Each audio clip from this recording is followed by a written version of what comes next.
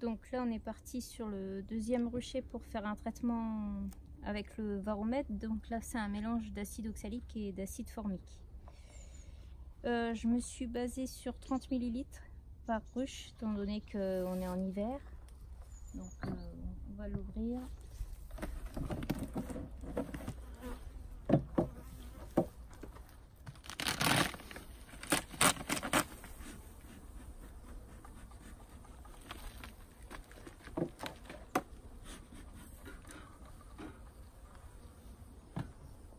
Là on voit qu'il fait quand même assez chaud, la grappe elle est quand même assez dilatée et donc l'un gros inconvénient c'est qu'il faut se repérer sur le flacon et je trouve que c'est pas très lisible quand même. Donc on est parti pour leur verser 30 ml,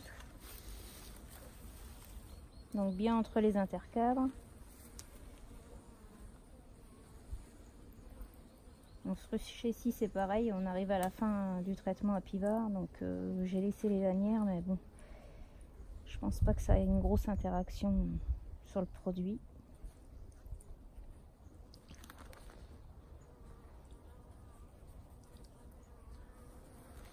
Voilà, le souci c'est qu'il faut redoser entre temps pour voir si on en a pas trop mis.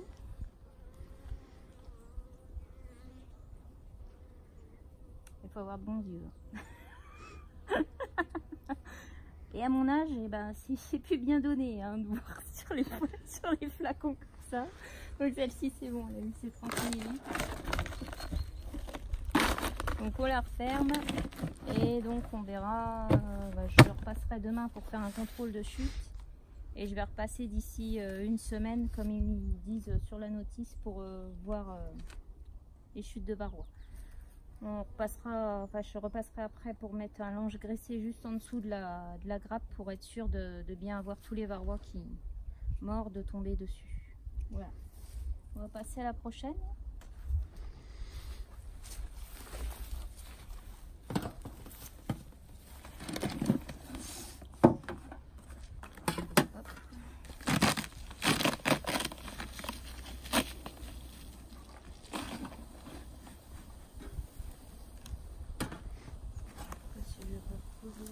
Sinon, je vais en fumer Julie.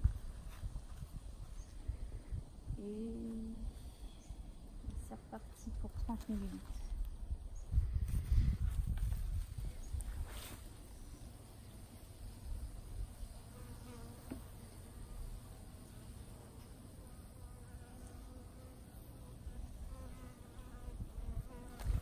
Voilà.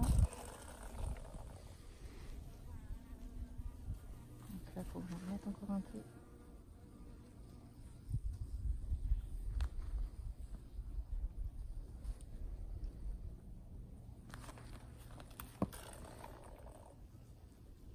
Et là c'est bon. Et on referme. Pareil, très bien. Je viendrai revoir dans 24 heures, puis dans une semaine pour voir les chutes de varroa. C'est bon.